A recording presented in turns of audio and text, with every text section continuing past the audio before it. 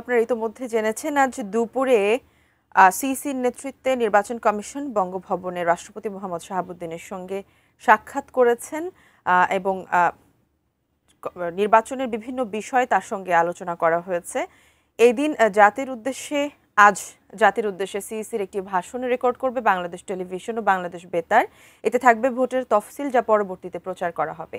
এসব আনুষঙ্গিক বিষয় নিয়ে বিস্তারিত জানতে রাজধানীর আগারগাঁও নির্বাচন কমিশন ভবন থেকে সরাসরি যুক্ত হচ্ছি আমাদের সহকর্মী মাহফুজা মুসলিহর সঙ্গে।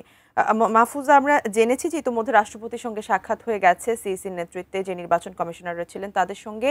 আজ ভাষণ রেকর্ড হবার কথা, কখন নাগাদ হতে পারে এবং কখন নাগাদ আসলে সম্প্রচারের সম্ভাবনা রয়েছে যদি আমাদের জানাতেন।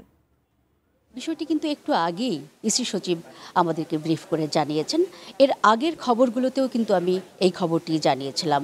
ঠিক রাষ্ট্রপতির সঙ্গে দেখা সাক্ষাৎ শেষে কিছুক্ষণ আগে যখন তারা এসে পৌঁছালেন নির্বাচন ভবনে, তখনই কিন্তু আমাদেরকে এই কথাটি জানিয়েছেন ইসি সচিব। এর পরপরই পুরো নির্বাচন কমিশন বৈঠকে বসেছেন প্রধান নির্বাচন কমিশনারের নেতৃত্বে, এবং আমরা জেনেছি যে এই বৈঠক শেষে মূলত তফসিলটি আসলে কোন তারিখে ঘোষণা করা হবে, আদৌ আজ ঘোষণা করা হচ্ছে কিনা এই বিষয়ে কনফার্মেশন আসবে ঠিক এই বৈঠকটি শেষ হওয়ার পরপরই।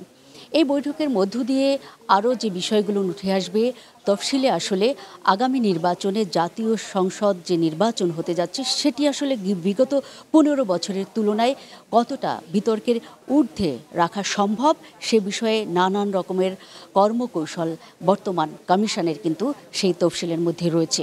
এই তফসিলের মধ্য থেকে এবার বেশ কিছু নতুনত্ব আমরা জানতে পারবো, যেটি আসলে আগেকার যেসব সরকার আমলের বা নির্বাচন কমিশন আমলের যেই সব তফসিল ছিল সেখানে ছিল না। এবারের নতুনত্ব হচ্ছে প্রবাসীরা এবার ভোট দান করতে পাচ্ছেন। তাদের ভোটাধিকারের মধ্য দিয়ে বাংলাদেশে একটি অন্তর্ভুক্তিমূলক যেই ভোটদান প্রক্রিয়া সেটি কিন্তু ইতিহাসের এই প্রথম যাত্রা দেখালো এবারকার নির্বাচন কমিশন। এবং এই তফসিলের মধ্য দিয়ে আমরা আরও যেটি জানতে পারবো, আরপিওতে বেশ কিছু পরিবর্তন এসছে, যেটি আসলে এই মুহূর্তেও আমরা দেখতে পাচ্ছি যে পোস্টার যে বিষয়টি ছিল, যে পোস্টার অলিতে গলিতে আমরা টাঙানো দেখতাম, সেটি কিন্তু এবার থাকবে না। এবং যারা জোটবদ্ধ হয়ে প্রার্থিতা করবেন তাদেরও কিন্তু ওই জোটের প্রতীক ছাড়াই তারা তাদের নির্বাচনে লড়তে পারবেন, এমনটি আমরা জেনেছি।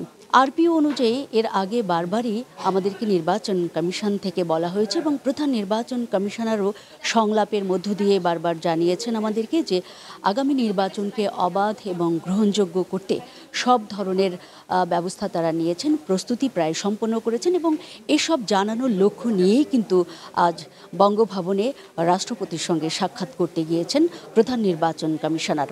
সব কিছু মিলে প্রধান নির্বাচন কমিশনারের সঙ্গে সাক্ষাতের মধ্যে যে বিষয়টি উঠে এসেছে, বিশেষ করে রাষ্ট্রপতি কিন্তু কৌতূহল ভরে এবারকার যে নির্বাচন কমিশনের নতুন নতুন তৎপরতা, অভিনব যে তৎপরতা নির্বাচনকে গ্রহণযোগ্য করতে, সেগুলো মন দিয়ে কৌতূহল ভরে শুনেছেন, এমনটি কিন্তু ছিল সচিবের মুখের যে বক্তব্য। তাতে সব মিলে রাষ্ট্রপতি কিন্তু আগামী নির্বাচনকে অবাধ এবং গ্রহণযোগ্য করতে সর্বোচ্চ সহযোগিতারও আশ্বাস দিয়েছেন।